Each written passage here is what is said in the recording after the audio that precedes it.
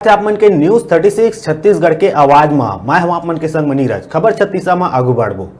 भाटापारा सदर बाजार के व्यापारी मन आरोप लगाए है कि लॉकडाउन के अवधि में नगर पालिका के सीएमओ आशीष तिवारी कार्रवाई के नाम में व्यापारी मन ले दुर्व्यवहार करत है। घर और दुकान दोनों एक ही जगह हवय। घर के बाहर बैठे बड़े बुजुर्ग ले दुर्व्यवहार करे के मामला आगू आहे। सदर मार्ग में सीएमओ के दुर्व्यवहार ले नाराज व्यापारी मन सीएमओ ला रोकिन और जम के विवाद भी करिस, जेकर बाद एसडीएम और पुलिस के हस्तक्षेप के बाद मामला शांत हुईस।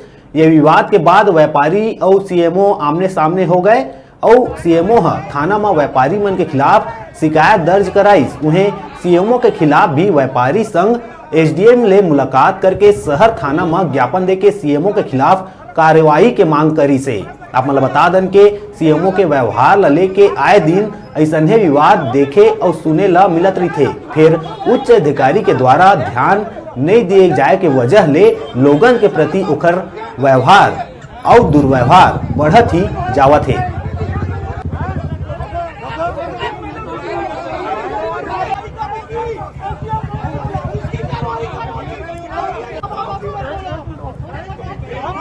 सब शांति से सब काम को संभालते हैं।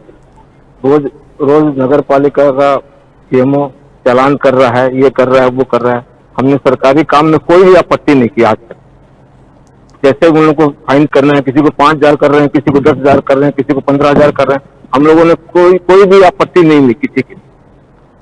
पर ये है कि अभद्र व्यवहार बहुत बड़ी चीज, वो मान सम्मान को ठेस पहुंचती है। हमारे भैया नरेंद्र भैया हैं, उनकी बिटिया को विगत 8 तारीख को निधन हो गया कोरोना से नागपुर।